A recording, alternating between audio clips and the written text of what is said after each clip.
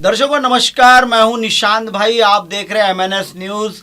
नया साल ऐसा हो जिसमें उमर खालिद आजाद हो जाए, जिसमें सोनम वांगचुक आजाद हो जाए, हिंदू मुस्लिम हेट जो हमारे देश में इतनी बड़ी हुई है वह कम हो जाए, आप लोगों के घरों में खुशहाली हो, आप लोगों के दिलों में खुशहाली हो और हमारा हिंदुस्तान सारी दुनिया में अपना परचम लहराए। हम तो यही कल्पना कर सकते हैं और यह शुभकामनाएं नए साल की। लेकिन एक तरफ एक नया साल की शुभकामनाओं की बात आती है और दूसरी तरफ खबर यह आती है कि इंदौर, जिसको देश का सबसे साफ शहर कहा गया था कि उससे ज़्यादा सफाई नहीं हो सकती, गंदा पानी, प्रदूषित पानी पीने की वजह से लगातार लोग मर रहे हैं। मामला है भागीरथपुरा क्षेत्र का, जहां पर पीने का पानी जो आ रहा था, जो नगर पालिका के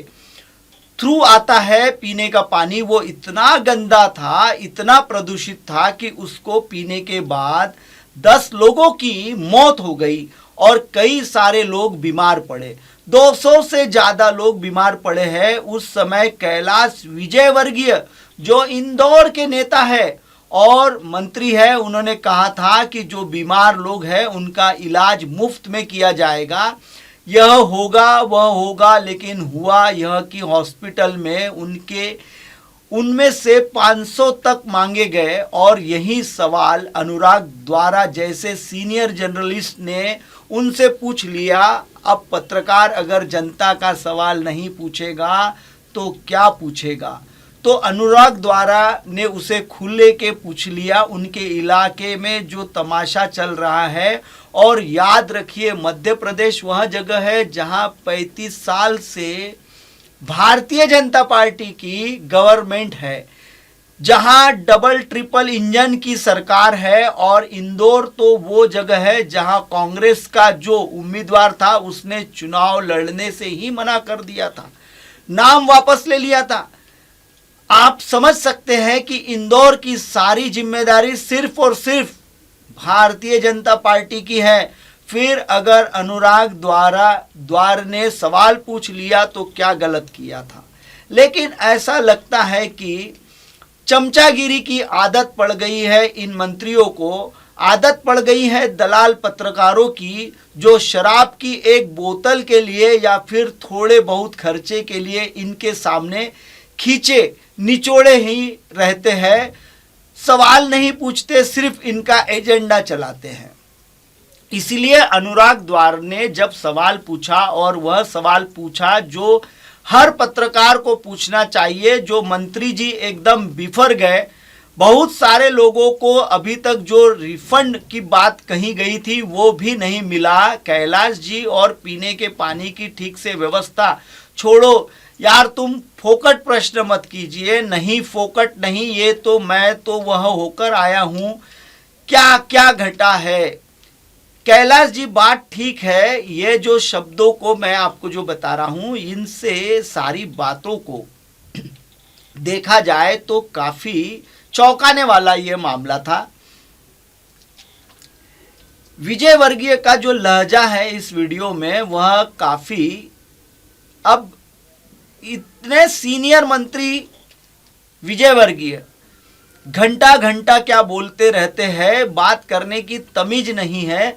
अरे आपने हाँ और क्या तुम पर किया, ये है ना, इस तरीके की जब बातें जनता के बीच में एक हमारे लीडर जो है वह इस तरीके की बातें कर रहे हैं, तो अगर सवाल नहीं पूछेंगे तो क्या होगा? कैलाश विजयवर्गीय जो मंत्री है उनकी भाषा में घंटा, और उस पर अनुराग द्वारा जो जवाब दिया है ना, जिस तरह से खींचा है, इनके जिंदगी भर इनको याद रहेगा कि जिस पत्रकार की रीढ़ में हड्डी होती है उसी के सामने बदतमीजी नहीं कर सकते। आप समझ सकते हैं कि कैलाश विजयवर्गीय जैसे मंत्री को माफ़ी मांगनी पड़ी, ट्वीट करके माफ़ी मांगी, फेसबुक पर लिखकर माफ़ी मांगी। हालांकि उसमें लिखा कि एक एक आदमी कि जान बचाने के लिए मैं इतना परेशान हूं कि उसमें मेरे मुंह से निकल गया नहीं। इतना अहंकार भर यह भारतीय जनता पार्टी के नेताओं में है, इतना घमंड भरा है भारतीय जनता पार्टी के नेताओं में। दिमाग खराब हो गया है भारतीय जनता पार्टी के नेताओं का। अगर कोई पत्रकार जरा सा मुश्किल सवाल पूछ ले तो बिफर जाते हैं, और यह नीचे से ऊपर तक। अमित शाह जी बंगाल गए हुए थे। बंगाल में एक पत्रकार ने पूछा कि आपकी पार्टी तो कहती थी कि 75 वर्ष हो जाने के बाद, 75 साल हो जाने के बाद रिटायरमेंट हो जाएगा। इशारा इसका नरेंद्र मोदी पर था कि 75 साल होकर रिटायर नहीं हो रहे नरेंद्र मोदी, अब तो वक्त आने ही वाला है। बिखर गए, बिखर चिढ़ गए। अमित शाह बोले हमारे पार्टी की चिंता छोड़ो, बंगाल की चिंता करो। क्यों नहीं भाई, आपकी पार्टी क्या खुदा की पार्टी है? आपकी पार्टी क्या भगवान की पार्टी है? आपसे कोई सवाल नहीं पूछेगा। आज कोई और बयान देते हैं, कल कोई और बयान देता है। जब मुरली मनोहर जोशी और अडवाणी जैसे लोगों को रिटायर करना था, राजनीति से बाहर करना था, तब आप लोगों को 75 साल का नियम, और अब जब नरेंद्र मोदी 75 साल के हो गए हैं और नियम को दरकिनारा करने जा रहे हैं, सवाल नहीं पूछेंगे पत्रकार, सवाल नहीं पूछेगा। लेकिन पत्रकार से इन लोगों को सवाल नहीं, सिर्फ और सिर्फ दलाली चाहिए। जो पत्रकार सवाल पूछ लेते हैं उनके चैनल से बाहर कर दिया जाता है। देखना है कि अडवाणी की मिलियने वाली एनडीटीवी का क्या रुख रहा है। अनुराग द्वारा एक बात समझ लीजिए, अगर अनुराग द्वारा के साथ कुछ भी गलत किया जाता है, उसको नौकरी से निकाला जाता है या ऐसा कुछ भी किया जाता है, तो इससे साबित हो जाएगा कि एनडीटीवी पूरी तरह से दलाल चैनल बन चुका है। अब वहाँ पर ये सब सोचने वाली ही बात होगी कि आपको बताऊं कि मध्य प्रदेश की हालत लगातार बिगड़ती जा रही है, लगातार बिगड़ती जा रही है। चाहे वो कानून व्यवस्था का मामला हो, चाहे स्वास्थ्य व्यवस्था का मामला हो, चाहे बाकी चीज़ों का मामला हो, खुली लूट चल रही है। सीएजी की लगातार रिपोर्ट बता रही है कि वहाँ पर खुली लूट चल रही है। जितनी लूट मध्य प्रदेश में चल रही है शायद किसी और राज्य में चल रही हो। विजय वर्गीय साहब पे थोड़ी बात कर ले, फिर मध्य प्रदेश के हालात पर बात करते हैं। आपको याद होगा कुछ साल पहले की बात है, बहुत पुरानी बात नहीं है।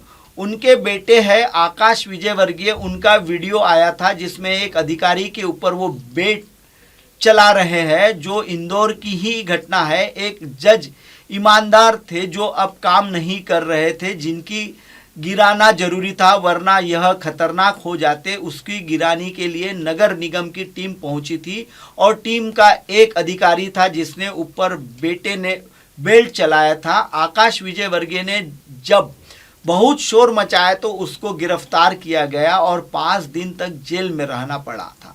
इसके बाद भोपाल की विशेष अदालत से आकाश विजय वर्गीय की जमानत हुई थी। हालांकि जब मामला आगे चला, बेचारा अधिकारी क्या करे, झुक गया। उसने कहा नहीं, मुझे मारा पीटा नहीं गया था, और आकाश विजय वर्गीय निकल गए उस मामले से, जिसमें यह वीडियो पे साफ साफ ऐसे हरकत करते हुए दिखाई देते हैं रहते हैं जो अहंकार और घमंड में कह रहे हैं।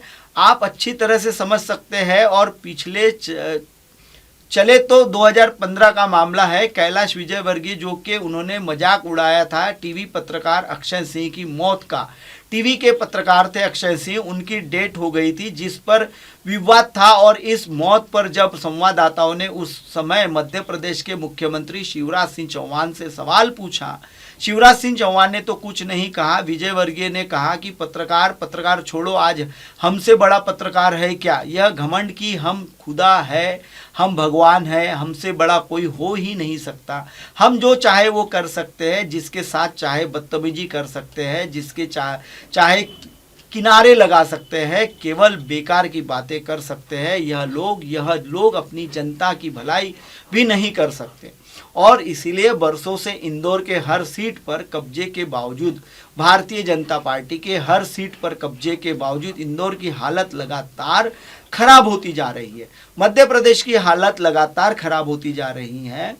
जबलपुर मध्य प्रदेश में है, वहाँ एक घटना हुई थी, जहां सीधी कैंप बाटा बोला है बच्ची शराब वहां बेची गई थी और एक ही बस्ती में 6 महीने के अंदर 19 लोग मर गए। यहाँ हर गली में 50-50 की देसी शराब जो कि लोकल शराब होती है, अवैध बनाई जाती है, जहरीली होती है, वो बिकती रहती है, लेकिन सिस्टम को कानो कान खबर नहीं हुई।